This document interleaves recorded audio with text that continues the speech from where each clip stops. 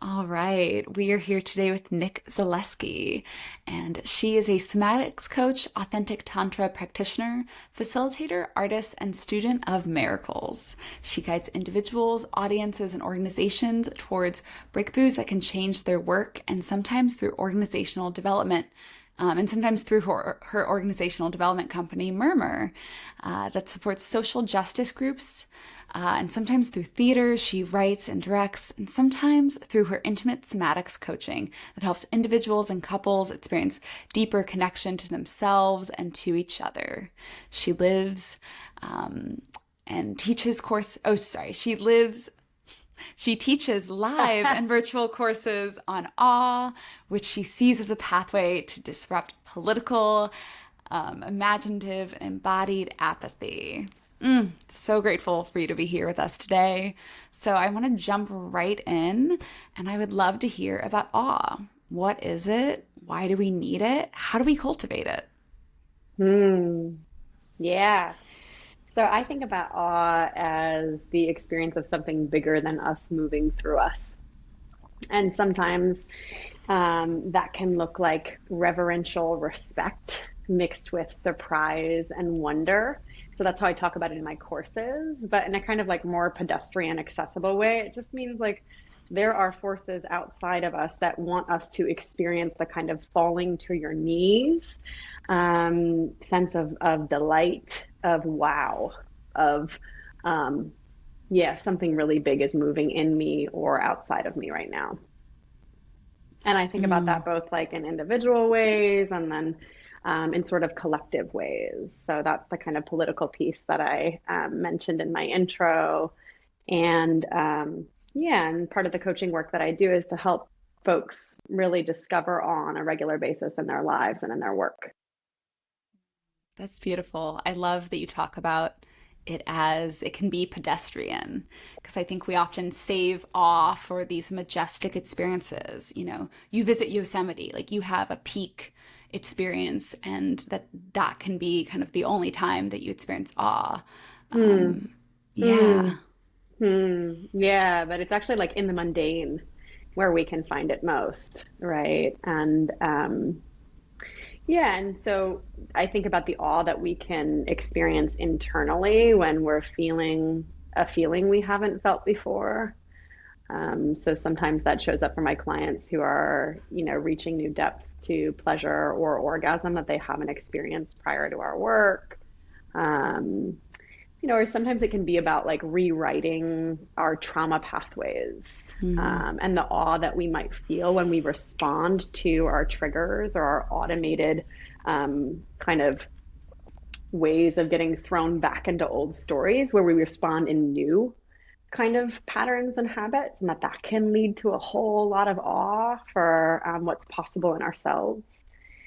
And then there's the whole like awe at the world piece, right? So that's, yeah, as you said, like that can mean like just being totally bowled over by a vista that we see at Yosemite, or it could be like, the seeds that are just starting to sprout in my garden right now after the rainy season that we just got here in the Bay. Or, I think about collective awe and the kind of the political need for it, right? That whole groups of people can experience awe when they're starting to actually achieve things that they thought they'd never see in their lifetimes.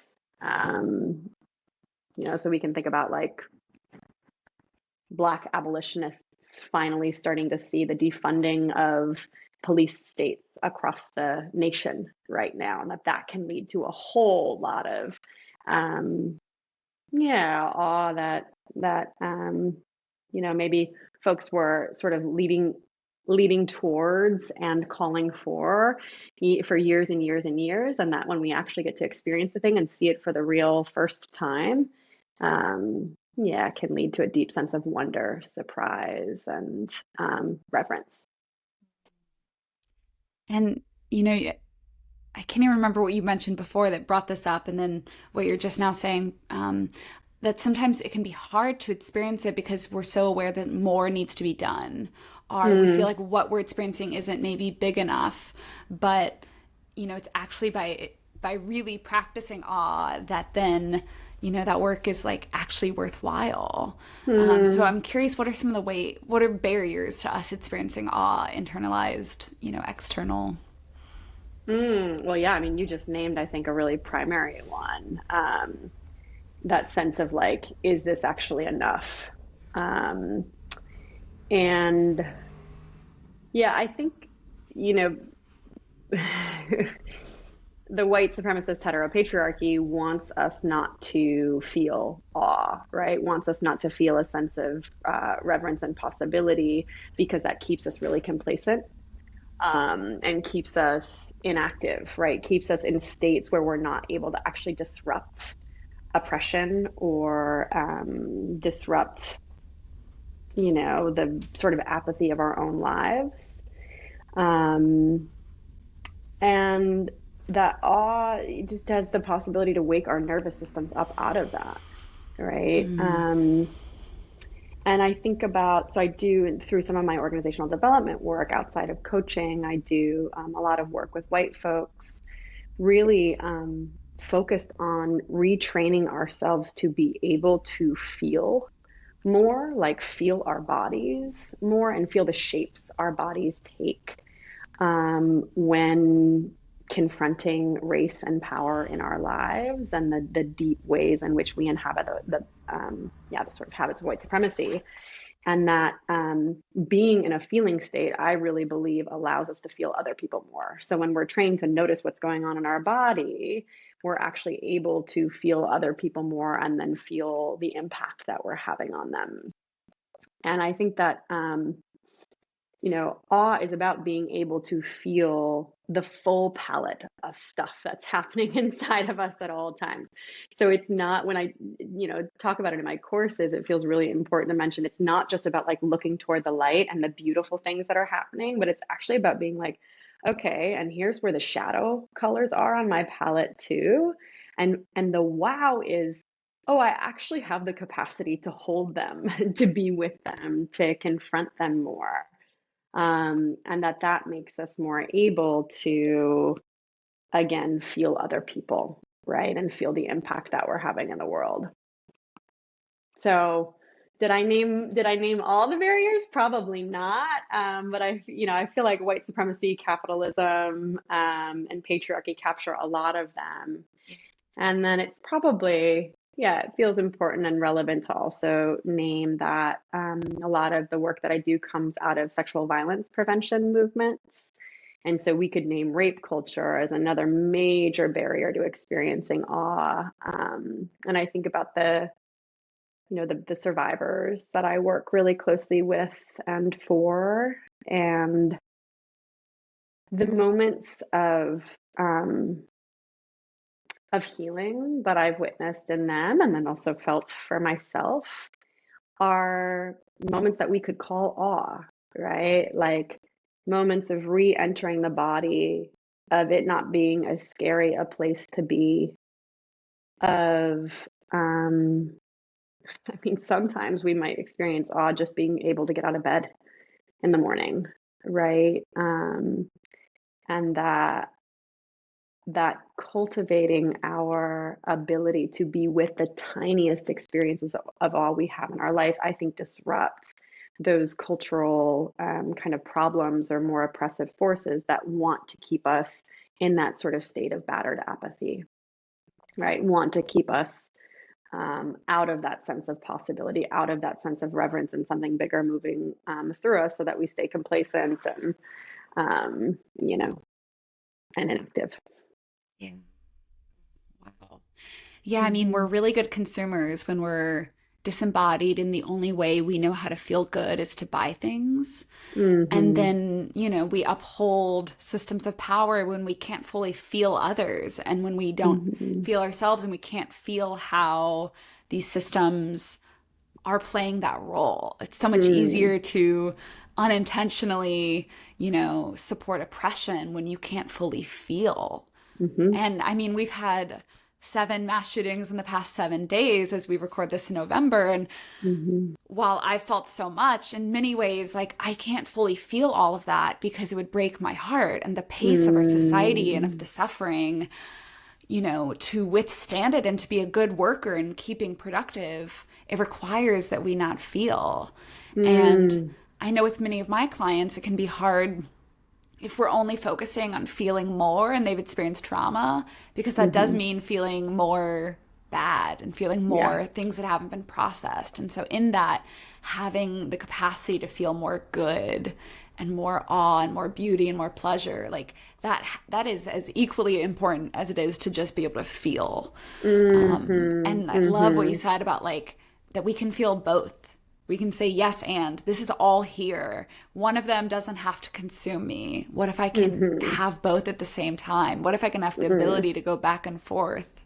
Yeah, absolutely, Jaclyn. And not for the sake of bypassing the hard stuff, right? Yes. And Yeah. yeah, I think often about, Bell Hooks describes hope as a discipline. Mm. And I think about awe that way too. And I always, it feels complex to talk about awe and to have it really be the thing that I'm like the most, that's like central to my theory of change. Because it does feel, in some ways, it feels like a white yogi's like, things are going to feel really nice over here and come on over into the flower field with me, right? But that it, um, I cut my teeth in the reproductive justice movement. That's where you and I met, of Yeah. course, and in sexual violence prevention organizing. And I think about the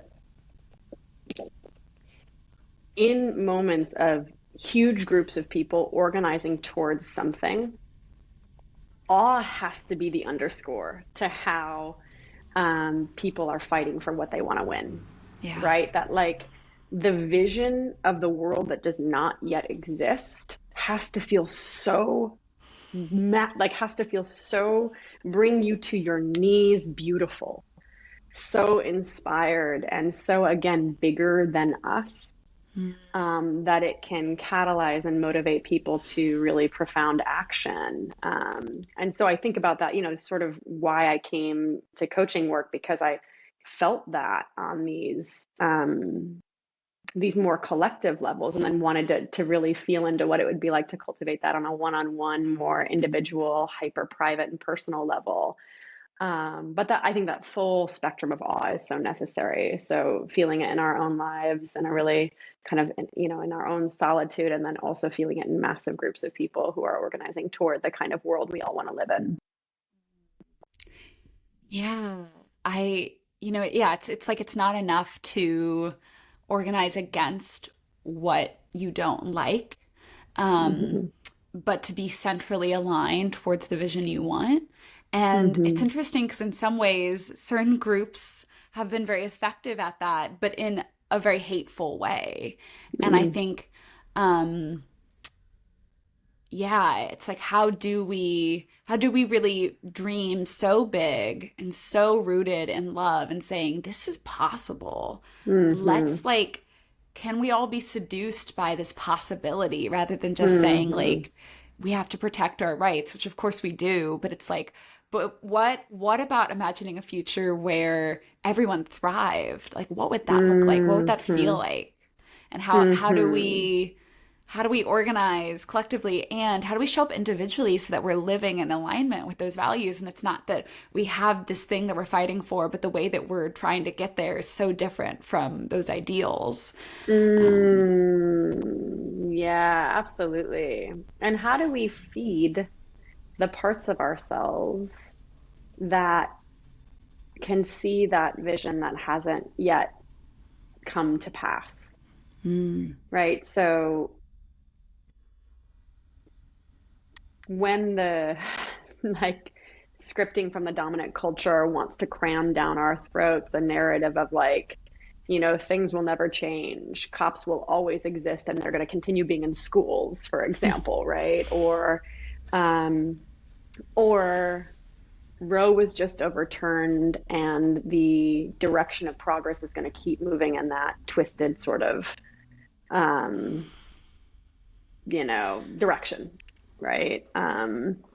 Like when that's the scripting that we're getting on a daily basis from the culture, that like actually this world is not for us, Yeah. and that feeling and experiencing reverential respect mixed with surprise and wonder just feels so far away.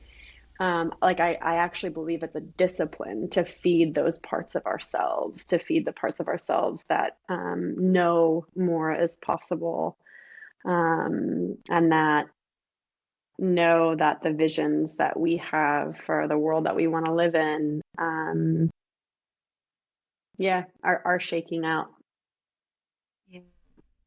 I love that you talk about discipline in relationship to awe and pleasure because my mind initially is like, no, those don't go together. And yet, Mm, when we treat it as something that's accidental or just happens when it happens, then it might not happen very often in this world that we're talking about. mm, So I'm curious to go back to the question of how do we cultivate awe? Yeah, I love that question. Well, I mean, you know this because you work in somatics as well, that we talk about it takes 300 reps to make something a habit in our bodies, and it takes 3,000 reps to embody that habit under pressure, right? So to make it a new way of being. And so my answer to like, how do we cultivate awe is always going to be like practice, right? Until it becomes automated in our bodies. And the way that we just experience the world is with that kind of like, wow, right? Um, and I think one really, sort of simple shortcut practice is taking inventory of the small victories that we're having in our body's responses to pressure, crisis, chaos, or trauma. Um, I think that sort of taking stock of what is working is also really anti-dominant culture. It's really easy for us to take stock of all the things that aren't working because that's a survival strategy to like really be hyper vigilant around all that isn't going in the direction that we want it to. So either in collaboration with other people or in a solo practice, um, noticing the ways that our bodies, through the other practices we might be taking on, are starting to form new shapes, which could look like, yesterday on a phone call with my mom, I was able to slow my breath down. That's a victory. I'm going to put on my victory inventory, right?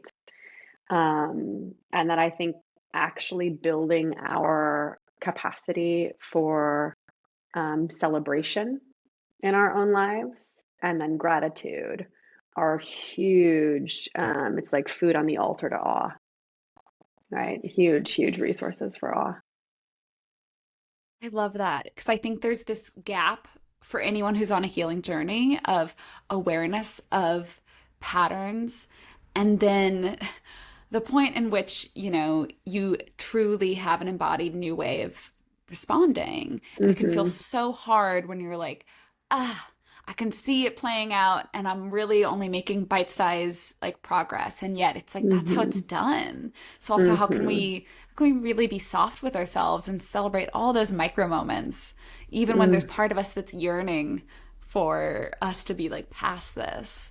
But it's like in that totally. celebrating that we're actually like I was describing to a client yesterday how those micro moments of presence are like weightlifting and they're each a rep. And it's not that you do those big moments and you're good. It's like all those little moments adding up. It's cumulative, Yeah. right? And, depending on what age you are at, like really starting to walk down the path of somatics, like it took that many years to form the shape that you are, right? Yeah. So for me, it's like it has taken 36 years to form all of these brilliant habits. These ways that I protect myself, these ways that I avoid, these ways that I cope, these ways that I take care of stuff that has been really important that I take care of. Yeah. And that I developed most of those strategies, somewhere in between the age of, for me, like 11 and 17, right? When stuff was really super tough for me. Yeah. That all of my most strong and at times aggressive survival mechanisms got really shaped during that time. And so it's going to take a while. It does take so much time to then pattern in new ways of being. And yeah, and so I feel like half the work that I do as a coach is just like remind people to be patient with themselves, soft and tender as those parts that were taking care of so much start to kind of unhinge from their bodies, and as new ways then get to settle in and take shape. Well, as your client, and it's been, I think, 11 months. Yeah, it's such a gift to have you share your reflection of my progress and your noticings of, all the subtle changes and the new ways of Mm, thinking. And it does really help me see, like, oh, even though I'm in a similar situation, I'm actually a new version of me and I'm showing up differently, even if parts of it do feel familiar. mhm. And that doesn't always have to come from a coach, but like you mentioned, it's like how do we be seen and celebrated with others? Because there's a collective piece to it. Like we can't do this work alone. And it doesn't even necessarily have to be with another human. It's like finding awe and connection with plants, with Mm. your cat, with, it's like it's co-regulation is I think truly the only way to regulate, even though I teach a lot of self-regulation strategies, it's like we're Mm. ultimately always co-regulating. Yes. Yeah, I so support that. I co-sign that message. Yeah, and that we're social beings, Hmm. right? And in order to move into that window of tolerance, that window of social engagement, it's so much more supportive to have a co-regulated other. And that could be a plant, totally. It is often a plant or my garden for me. Yeah. So, yeah. Hmm. I'm curious about your journey to this work. You've kind of sprinkled in hints, but how did you come to this type of work, Hmm. personally and professionally? Hmm. Yeah, so I had been working as primarily a facilitator and theater director and writer in reproductive justice contexts. And so what that meant is I was often working with really large groups of people trying to shift public consciousness about things that mattered to them and to me very deeply. And honestly, that work, yeah, it took me to a lot of interactions with survivors of sexual violence, and I'm a survivor myself, and helped me to really see that there was no amount of even the kind of embodied approaches that I was taking in those like larger group contexts, because I'm a theater artist, and so there's a lot of embodiment in theater. There was no amount of processing what happened to Mm, us and for them, the survivors that I was working with, that could really heal what had gone on, as long as we were keeping our attention from the neck up. mhm. So I was in a lot of talking spaces, right? A lot of storytelling spaces, and there's a kind of embodiment to all that, but it wasn't as direct as what I was really looking for. And so it was around that time that I started to really explore what it would be like to do some conscious sexuality work, that really thought about the body as the primary site for healing. So again, instead of just talk therapy or healing in the space of our kind of stories about ourselves, what would it be like to actually go to the site of trespass, right? Go to the body and heal from there. And for me, that meant training in Tantra, training in orgasmic meditation, training in a handful of different sort of conscious sexuality spaces, that led me to get certified through the Institute of Authentic Tantra Education. I love their work so much, and they're one of the few spaces that is practicing in a really strong lineage based way and has also a really stable foundation of anti-racism in their work, which was important for me as a white person entering into an East Asian tradition that just does not belong to me or my people. Um, And then, I was doing that work for a little while, and a lot of unwiring and a lot of healing for me personally and in my own body. And then in the folks that I got to work with in one-on-one spaces. And then I sort of looked up, sort of one day and was like, what about the rest of the body?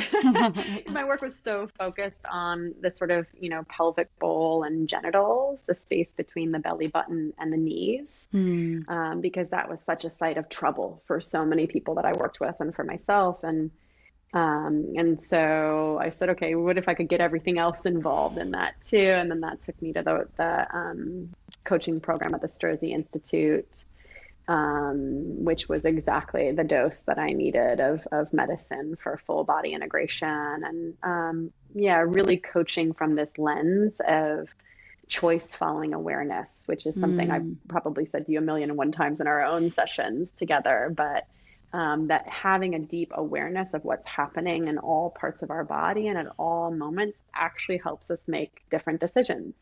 Yeah. Right. It's wild how that happens. I think I used to just think like, oh, what is that tightness around my chest? Swipe left, I'm paying attention to that. But that really like giving those spaces Hmm. our full attention and full care allows us to make new choices afterwards. Yeah. Mm. Wow. Mm-hmm. Thank you for sharing. I'm Mm-hmm. curious, you touched on this, but yeah, how do you approach being a white practitioner of ultimately two lineages of body-based healing that came from, East Asian and many other modalities of somatics are really drawn upon Black and Brown people. And then it's Mm-hmm. now like when I think about all the main kind of big names in somatics, it's mainly white men. And we're getting more Mm. and more white women, but and there's many amazing people of color and queer people and other people in the space, but it's kind of been whitewashed. So how do you grapple with that? How do you show up in a way that's anti-racist? I know you're deeply committed to that work. Yeah, thanks so much for that question. It's complicated. I don't think I have like a neat, here's how I tie a bow on that one, but what I'll say is I make a really honest effort to be transparent about the ways I am in practice with doing right by these lineages. One way I do right by them is by sharing them, right? So especially for the Tibetan Buddhist tradition that I study, and that was transmitted to me through the Institute of Authentic Tantra Education. Like the word is they want it shared, right? But how we share and how white people share it specifically is important. And so a few efforts that I make around that are, I tithe a percentage of all of my coaching income and then my course income to organizations that are rooted in the essentially the lineages that I study and am pulling from. So for my courses, I was working really closely with a woman named Kim Crutcher, who I call my minister. She's the woman who taught me how to pray. And she co-teaches Academy of Awe with me. And so and she's a Black queer woman who, yeah, helped me to really see how we were pulling on a lot of Black and Brown traditions for that course and practices.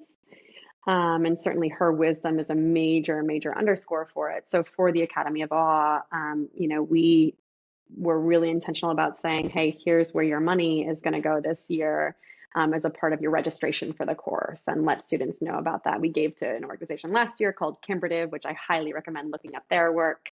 They're a Black women's wellness group out of New York, and so yeah, I tithe a portion of the money because I think money is really it's a sticky part of this work. I make a really honest attempt to cite the people whose um, line I'm standing behind, right? And to name them both when I'm coaching their practices, to name them in all my materials, to link to them online on my site, and to be specific and clear about that. And then I open source a lot of content myself too. So that's in an effort to like be a part of the like, um, the tender proselytization of this work that I think is so necessary for our collective wholeness and holiness, for a really embodied humanity. It feels important to me that, there's content that I'm sharing with the world that people can access on their own time without having to, pay me for it, essentially. So those are a few really imperfect efforts that I make. What I should have said first really is just like a consistent effort to be in right and accountable relationship with folks of color who I love. And so I'm in regular dialogue with, I'm in regular dialogue with the people of color in my life who want to hold me accountable to doing right by these practices and by these lineages. And I feel deeply in gratitude and indebted to them as well. Yeah. Hmm. Yeah, and it's probably very obvious, but you also you approach this work politically. It's Hmm. not just like experience more pleasure, feel better. You approach this work as like this is the medicine that the world needs, but I'm working with individuals and groups and Hmm. organizations, and you work at many different units. But it's like yes, individuals, I want everyone to feel better and feel more pleasure, but it's like what Mm. for the sake of what? And Yes. so I really see that woven into your work. Thanks for seeing that and saying that. Yeah, I Yeah. mean, it's, I should say, I do think pleasure for the sake of pleasure is great. Like it is enough, right, on its own. And, Adrienne Marie Brown says it best that there is no way to repress pleasure and expect liberation, satisfaction, or joy. We cannot do it, right? So we can't have massive groups of people moving towards a common goal together, disembodied and without joy, pleasure, Yeah. and satisfaction. Like those are not the movements that are going to sustain us for the long Mm, haul. And um, yeah, and I think that we have to practice that at home first. So yeah. every time, we opt out of touching ourselves in the tenderest way, right? And the Mm, deepest, most attuned. And I mean, people can hear me right now, but can't see what I'm doing with my hands. So I mean, touching ourselves, sexually and non-sexually, right? yeah. But in ways that our body is actually craving, like being our own primary and best lovers, like that builds a resilient body that is ready for,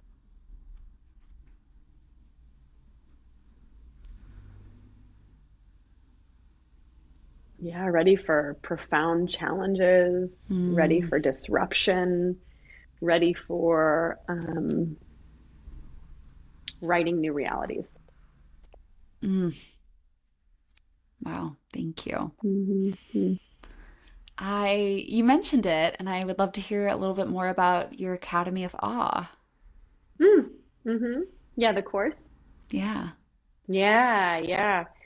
So there's sort of two different ways that I share this course. So Academy of Awe, it's a 5-part series that steps through what I think of as 5 different stages for inviting awe more into your life, into our lives.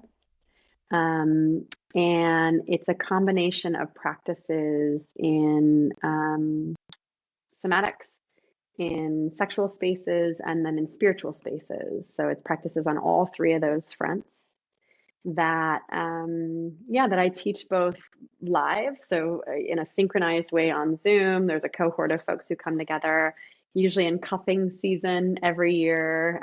It's a 5-week class, and then I also have a video course for people who are less excited about being witnessed in their body by a group of strangers, or for whom, just the scheduling doesn't align, that people can take the practices to work from their own home. And in both spaces, there's a whole series of journal prompts and audio practices and all kinds of stuff to really support people in cultivating and caring for awe in their lives. And it's really, I love teaching it so much. It's again that the live course I teach with Kim, who's one of my heroes, and yeah, and it always turns up. It's mystery school. Like it always, turns into something that I never would have dreamt of or expected based on the people who show up for it. And yeah, and it's a combination of practices that, tend to these really, the shadow sides of ourselves, and look at our conditioned tendencies and our habits for relationships and for how we manage and respond to our trauma. But that also, there's a bunch of pleasure practices in there as well. So we teach something called orgasmic awareness inside of the course that is, it tends to be just really fun for people to learn about. So it's a really kind of interesting collection of all sorts of different modalities and practices. Hmm. Yeah, I'm doing the video one now. I'm about halfway through, and I must say, Yay. I'm really loving kind of how it's dosed and how it's Mm, just the right amount of medicine. And so far, each practice, on face value, you're like, oh, that's so simple. And yet, what it stirs up, mm, especially the 1, 2, 3 space practice. Oh my gosh, mm, um, so and I've done a lot of different video courses because a lot of my time really trying to understand my own patterns and heal has been in the pandemic era where yeah. Zoom courses are the main modality, and this Mm, feels really, it feels really special. You've really done it in a beautiful way. I believe you enlisted a director and mhm. yeah, can you tell us a little bit more about that? Yeah, thanks for asking about that. It's one of the things I feel most excited about with the video course is that I got to make it with two of my, dearest people. So Sarah Sawicki did the editing of the course for me, and yeah, and essentially co-directed it with me. So she was a real thought partner, which you're a content creator, Jaclyn, and so you know how weird it can feel sometimes to just be in your own space, like talking to a camera, hoping that the world is going to receive it at some point. So doing that with my bud, and Sarah also supports the live course. So she, Mm. manages tech and some of the back end for the live course for me. So she knows the content really deeply and was able to understand how to package it for video in this, what I think is just a brilliant way. And her editing is gorgeous. And then Patrick Buddy, who did the music composition for it, he and I had worked on putting out a tape together of meditations, and finally said, like, what if we just put some of those meditations that we had been working on in this larger course together? And so we had this shorthand already of working with each other, and they're both just brilliant. They're capital A artists, both of Yeah. them. And, it feels important to just mention here too that the the shape that I wear as a theater artist too is really present for me in the way that I create courses, Yeah. and in the way that I coach even. So storytelling is a huge part of how how I think this work needs to be done. And all of that is in the spirit of awe, right? Like Mm. part of why I love theater and the arts more broadly is because it produces awe in audiences quickly, right? And Mm-hmm. Sarah and Patrick both helped for me to really feel that in the course creation process. And of course, their work is a big part of why I think audiences can feel the awe in these classes. Oh, you can feel it. And yeah, you can feel that Mm, you're an artist and that this is a piece of art. So it's not just a course where you're going to learn about awe, but it doesn't feel full of mm, awe at every moment. It really does. And, y'all did a beautiful job of incorporating nature in the videos and mm-hmm. um Yeah, one I just watched, you looked Mm. like you were somewhere in the Sierras, and Yes, nice. I was like, oh, they did this. This is very awe-inspiring.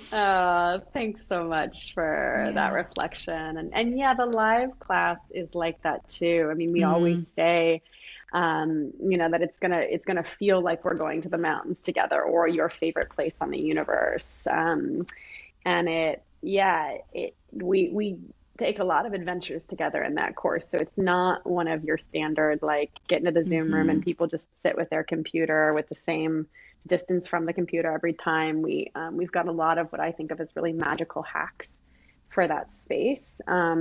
Because sometimes it takes disrupting, these screens that we're on all the time and the way that we relate to them to give people an embodied experience of awe. Yeah. And so, yeah, I'm excited to play with that again this year, especially now we're a few years into this pandemic and people are kind of sick of this Hmm. thing. They're sick of being on their screens all the time. And so it feels fun to just come up with new experiments for how to produce again that sense of surprise and delight Yeah. and wonder.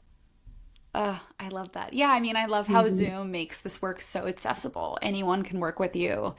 And Hmm. to be able to receive it and do it in a way that is delightful and surprising, Hmm. not everyone does that.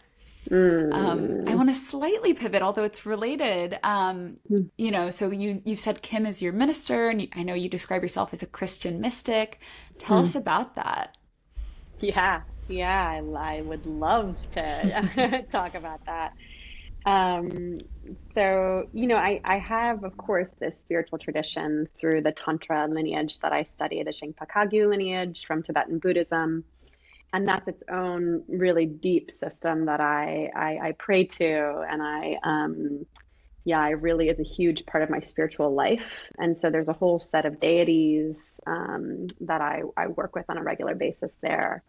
But before coming to that lineage, I sat in sacred circle, two different sacred circles actually, with two different groups of women and non-binary people in Chicago that were held by Kim Kretcher, by the woman that I call my minister. And that happened right before my Saturn returns, that I like stumbled into these two different groups. And the story behind that could take us a whole other couple of hours. But that it was in those groups that I healed some pretty profound, I don't want to call it religious trauma because I think that word is actually a little too strong for what I mean, but that I loved to pray when I was, 9 and 10 years old, and that something happened in my teen years going to church where I don't know, could smell out the profound homophobia and harms of, dominant Christianity. And that as like a young queer baby, I thought, this isn't the place for me. I don't belong here. But there was still that part of me that longed for inability to pray, right? Which essentially is another way of saying like longed for awe. I think of the connection between awe and God as really, really intertwined. And for me, awe is a kind of secular way of working with people on cultivating a sense of God in themselves, right? But it allows folks who are still holding on to all the baggage of very reasonable resistance to religion. It allows people to feel that sense of, again, something bigger than us moving through us without having to say the word God. Okay. But Kim, Kim taught me how to say the word God again. And I'd say reading Marianne Williamson around that time in my life and the book A Return to Love, which really talks about God and love as what's it called? Like the two sides of the same coin, right? Like that they're the same word essentially. Um, So I, around that time, developed a deeper taproot to my own spiritual traditions and my own kind of practice of prayer that Kim and the people that I sat with in these circles helped me to see like could just be my own. Like it could be a collage of the guides, angels, ancestors, the the figures that I wanted to work with, not that someone standing up, in the front of a pulpit told me I had to work with. And I did a really deep study of Mary Magdalene. And by study, I mean like sat with her on a regular basis in prayerful space to call her more regularly in my life. Now she's my girl. It's like anytime I need to feel that energy of like sexual power that understands how to use the life force of sexuality to heal masses, which she did with Jesus, I can call on her, right? And I can say, come on in here and like help me feel that.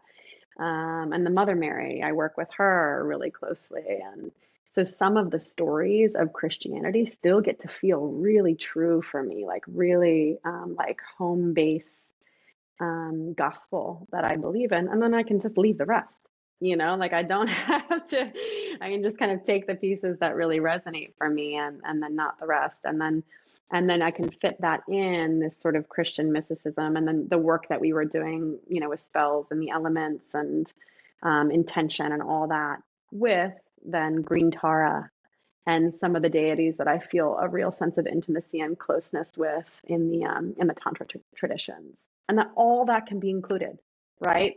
All in the same spiritual coin. That I don't have to choose. It's like this or that. Mm. Well, and I really feel the deep reverence you have for all the traditions and lineages that you pull from, and that it doesn't have to be that either or. I'm either this or Mm-hmm. I'm that. And it's like, I get to have a relationship with these beings, with these Mm-hmm. teachings. And instead of following what some guy says is right or wrong and his interpretation of this, I get to have that direct relationship. That's beautiful. I'm Yeah. curious. I mean, if you had to kind of give us like Tantra 101 as like the core things that you'd want someone to know who doesn't know anything and they're like, oh, I mean, this all sounds great, but like Tantra, what's that? Um, yeah, what would you say? Yeah, for sure. Well, first I would say it depends on what kind of tantra you're trying to learn. So there's neo tantra and then there's lineage based tantra. And there's a whole world of stuff that I think is really complex and sometimes can get into the sort of ecosystem of cultural appropriation in that neo tantra world. And then lineage based tantra, which I study and practice, is says that tantra means to weave light and sound with form. And so part of what we do in both sexual and non-sexual tantra is practice the weaving between some sense of visualization and I think of huge connections between our ability to visualize, imagine other realities and awe, right? That awe Mm-hmm. helps us to do that. So that's that light aspect of tantra, being able to see worlds that aren't right here. Sound, it usually refers to the chanting that's a part of a lot of the practices. So both in meditation and in some of the sexual practices, often there's some expression of sound that is being made. And you know this from some of your work in somatics that also has a kind of scientific um, uh, consequence, right? Which is to activate our vagus nerve and Mm-hmm. call our nervous system into a kind of more abundant space. And then form. Okay, so light and sound with form, form meaning the body. So it's blending these highly spiritual worlds that we call into being through the visualization practices and through the sounds of the seed syllables of the sacred kind of meditations, and then blending all that with the form of the body. Okay. So that's the kind of like complex definition of Tantra. And then more practically, it's a spiritual science that helps us make deeper contact to the divine through our bodies. And it's, thousands and thousands and thousands year old, and all the deities that, are part of the science usually show up in the practices, whether or not you're doing them sexually or non sexually. Interesting. Mm-hmm. Yeah, if it's been practiced for that long, something's right about it. That's right. Totally, totally. Well, I would love to give people a taste of your work. So, is there a brief practice that you could lead us through that someone could practice? Maybe if they're driving, they might want to save it for later, but are not. Yeah. Who knows? Up to you. That's funny. I'm like, could I do a practice that someone could practice while driving? Yeah, maybe. Well, you mentioned 1, 2, 3 stays, and that was one of the ones that was on my mind for today. So, Yeah. yeah, I think maybe let's try that one on. And if you're driving, I think you could probably do this still, Yeah. honestly. Yeah, it's one that you can If you're manage washing the from. dishes, it's doable. Totally, totally. So okay, okay if I dig right in? Yeah. Yeah, cool. All right, so this is 1, 2, 3 space, and I should say first that this is an adapted practice from the Strozzi lineage, which is a school of somatics that I got certified in. And yeah, they coach it a little bit differently than I do, and so you're getting my color of the thing.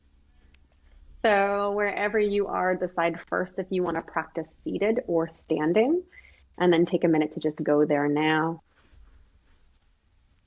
And then just settle into yourself here. So before we go anywhere else, just tune into what's already happening in the life of the body.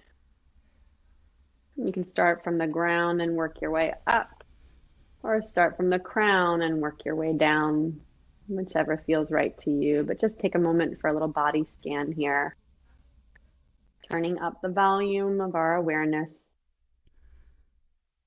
to the sensations inside of us.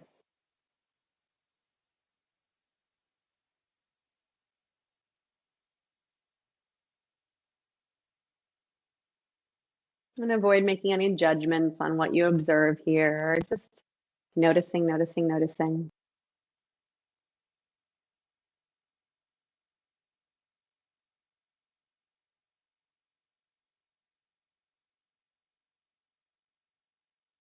And in this practice, we're going to move between 3 different spaces: our 1 space, our 2 space, and our 3 space, for the sake of understanding what each of them are like and what they produce in our body and how we go between them.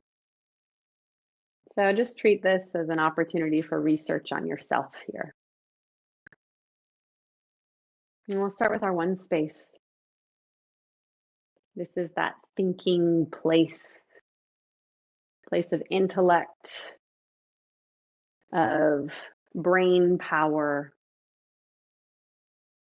of thought. And so draw all your attention up to the head. Bring sensation above the neck here, and just let yourself drop in to that space behind the third eye, that big old brain, and come into your head.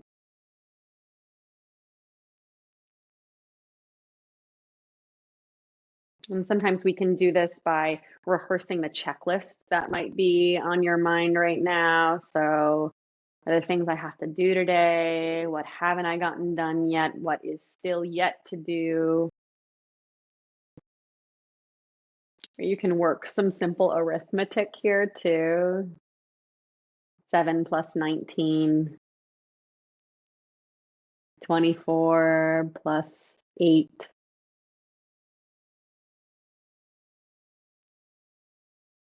Notice for a minute where your eyes are. Are they looking up?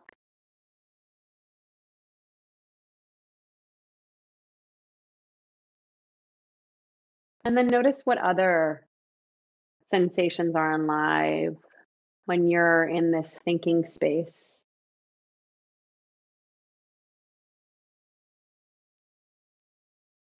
Give your jaw some attention, noticing what's happening to it.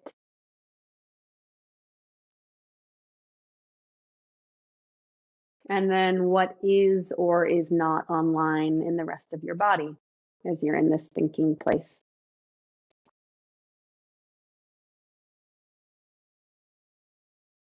And we'll turn that place up just slightly more here by taking a deep inhale all the way to the top of your head. Hold the breath at the top of the inhale, pulling all that energy and attention up, up, up, up, up, up, up. Exhale through the nose. And one more like that for good measure. Deep inhale, pulling that attention up. Hold. Exhale. And just clock any last sensation you want to observe here in that one space.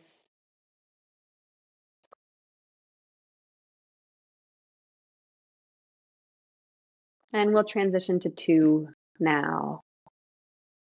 This is our feeling space. So letting your attention drop down below the neck. You might even pick a color for it and imagine the energy dripping from your crown behind the third eye into and coloring the rest of your body here. Feel the space between your shoulders, space between your rib cage, space between your hips,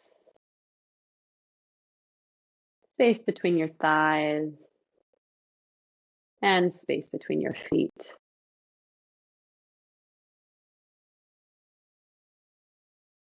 Just feel here and feel what it's like to feel.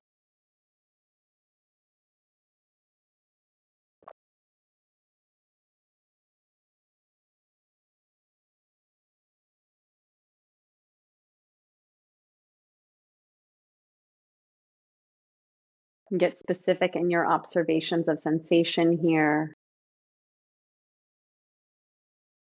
And to drop more deeply into this 2 space, we'll find some conscious breath here as well. So this time, before we were breathing into the head, this time we're going to be breathing into the rib cage. So just focusing our attention on our solar plexus and allowing that to expand out. So from the center of our body, inhaling and exhaling nice and slow.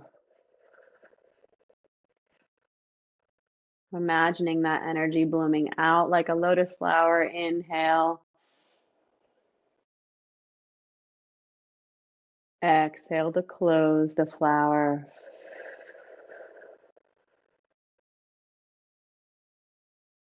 Last inhale.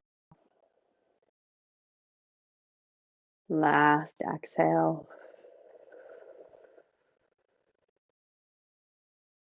Feel that solar plexus.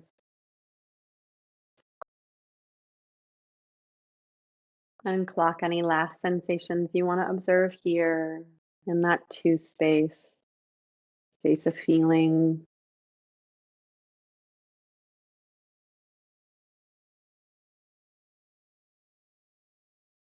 And lastly, transitioning now to 3 space. And this is that place of awe, of possibility, of there's something more. And so let yourself include that feeling state now with everything around you.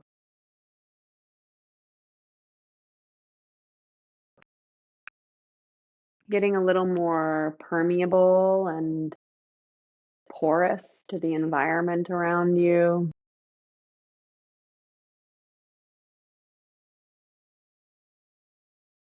Almost like you're able to gather the energy of light, of any surprise that you are noticing in the space you're in. You're able to gather that into you. Suction it through your cells.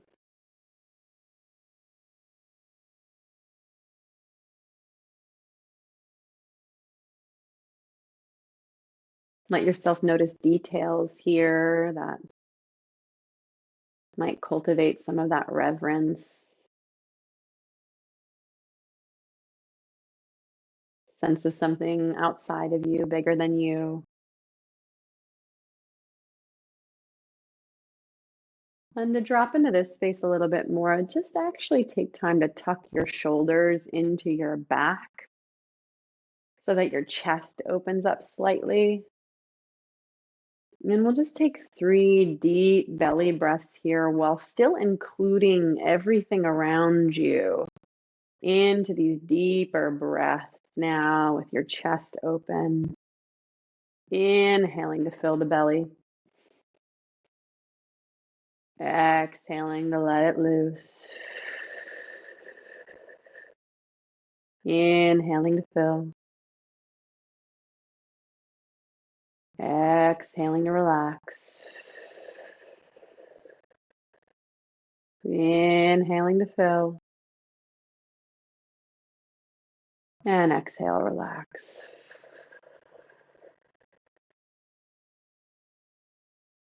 Just notice how you feel in this 3 space, this place of possibility.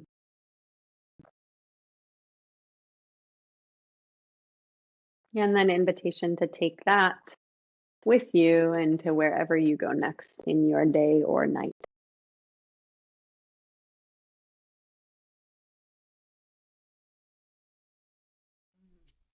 Hmm. Good. Good. Hmm. So fun to Noticed. practice with you, Jaclyn. Yeah, my favorite. Hmm. Hmm. Well, I know there's a few different ways that people can work with you and probably stay updated about you and your offerings. Can you tell us a little bit about those? Yeah, sure. So for sure, folks can join my mailing list. I write about on offer practices on a bi-monthly or monthly basis. So twice a month or once a month usually. The video course is available now. So anyone who's interested in cultivating these practices in their lives and on their own time, on their own channel, can get after that on my site, which is just nickzaleski.com. And then registration for the live course is going to be open in January, which I'm super pumped for. So for people who are interested in like working with a cohort and a community of other folks who are working the practices together and being in that mystery school space together with Kim Crutcher, the course opens on 2/23/23 and we'll go for 5 weeks into March. So really excited for that. And then of course, I'm a coach for one-on-one clients like yourself, and so if people are interested in ongoing support, right now I have space for people who are interested in shorter containers of sessions and time, and people can get after that with me by just scheduling an exploratory call and seeing if we're a good fit for each other. Well, thank you. And I'll link to your website below so people Hmm. can access. Any last things you want to share before we drop off? Hmm. I don't think so. No, just so grateful for the space to digest with you a bit, and so excited for this work meeting the world and the other folks who you're going to be talking to in this space. Thank you. This has been such Hmm. a pleasure and just full of awe. So thank you. Yeah, so fun. Thank you, Jaclyn.